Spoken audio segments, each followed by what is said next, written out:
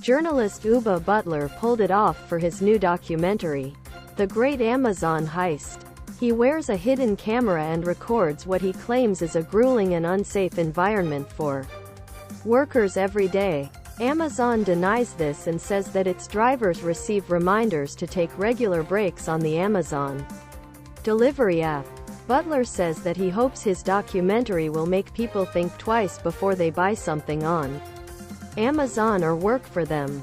What are your thoughts on the documentary, The Great Amazon Heist, and its allegations against Amazon? When serving as governor of South Carolina in 2014, presidential GOP hopeful Nikki Haley said she considered China a friend, and that she appreciated the strong relationship the Palmetto State shared with China.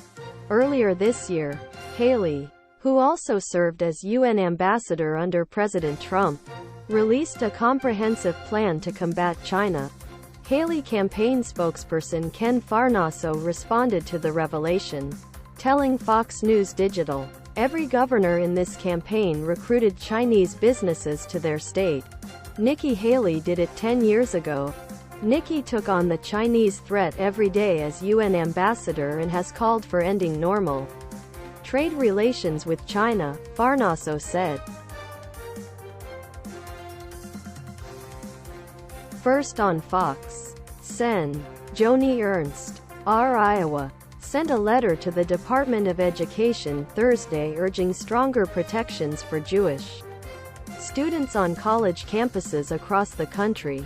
"Anti-Semitism has no place on our college campuses or anywhere. Therefore, during a flood of anti-Semitic attacks on college campuses, above and beyond the already rising anti-Semitism facing Jewish students, we are incredibly disappointed in the department's lack of response, despite legal obligations under Title V," she said. Ernst pointed out several instances of incidents involving Jewish students, including a student's dorm room door set on fire. Last week, Maryland Democrat Sen. Chris Van Hollen blocked a resolution brought forth by Sen. Josh Hawley, R.Mo., to condemn anti-Semitism across college campuses. Fugitive Pedro Argote was found dead Thursday, more than a week after he allegedly gunned down a Maryland judge who had awarded custody of his 4 children to his wife. The location is about 1 mile from where Argote abandoned his 2009 Mercedes GL 450 after the killing. The release says, Maryland judge killed in targeted attack after suspect's divorce custody hearing. Officials did not disclose the manner of death. Last Thursday, Maryland Circuit Court Judge Andrew Wilkinson granted Argote's wife a divorce and sole custody of their 4 children after hearing shocking testimony of abuse. Argote, 49, who didn't attend the court hearing, was barred from contacting his children or visiting the family home. A Michigan GOP lawmaker's sign in support of Israel hanging outside his office in Washington, D.C., was vandalized with bloody handprints. His office said Thursday. Rep. Tim Walberg's office revealed his "I Stand with Israel" sign was defaced, with the congressman declaring, "Anti-Semitism has run rampant across the country. This is yet another despicable act which should not be tolerated," Walberg, a former pastor, said in a press release. The Michigan Republican's office said the congressman employs Jewish staff members and believes the vandalism is unacceptable. Pro-Hamas sentiment could be seen at universities across the country since the attack on Israel this month. The remaining Beatles, Paul McCartney and Ringo Starr, have completed the band's final song, decades after their breakup and the deaths of John Lennon and George Harrison. But technology was limited at the time, and Lennon's vocals and piano couldn't be separated to achieve clear enough audio to be used. John Lennon nearly wrote with Paul McCartney again after Beatles breakup. X says, would have happened in a statement. McCartney said, there it was. John's voice. Crystal clear. And we all play on it. It's a genuine Beatles recording. The mention of AI caused a stir among fans who thought Lennon's vocals had been faked. A recent image taken in space is turning heads and sparking questions. On Sept. 7, 2023, NASA's Juno mission captured an image of an area in one of Jupiter's northern regions called Jet N7. According to NASA, although intriguing, this is not the first time NASA has captured an image of what appears to be a face on a planet. In 1976, NASA captured its well-known "Face on Mars" photo, which turned out to be just an ordinary mesa. A similar image was taken in 2001 with no clouds on Mars to prove that the face once thought to be found was not apparent.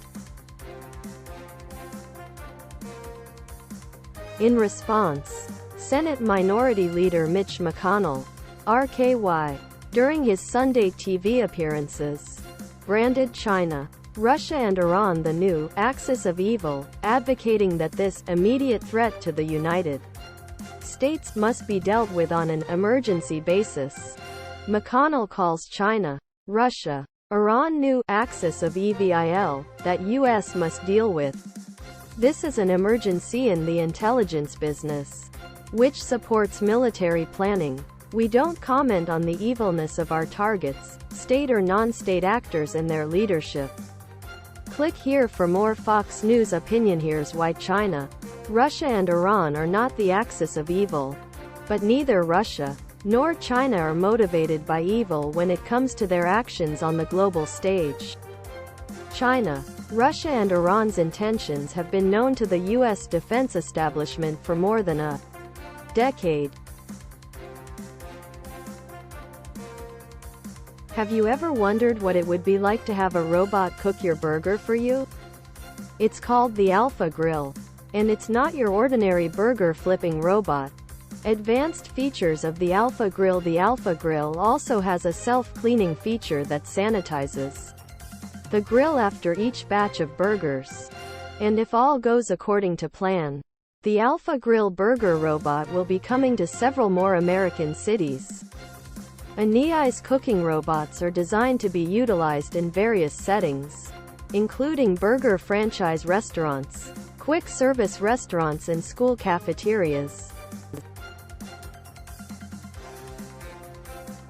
An Alabama judge dismissed Birmingham Southern College's lawsuit against the state treasurer over a loan denial on Wednesday, a decision that could put the future of the 167-year-old private college in jeopardy. Birmingham Southern College filed a lawsuit last week against State Treasurer Young Boozer, saying Boozer wrongly denied a $30 million loan from a program created by lawmakers to provide a financial lifeline to the college. Our good faith was betrayed over the several months of working with Treasurer Boozer to deliver this bridge loan to the college, Coleman said. The Alabama legislature created the Alabama Distressed Institutions of Higher Education Revolving Loan Program this year after Birmingham Southern officials, alumni and supporters lobbied for money to help the college stay open. Supporters of the loan legislation said it was a way to provide bridge funding while the college worked to shore up its finances.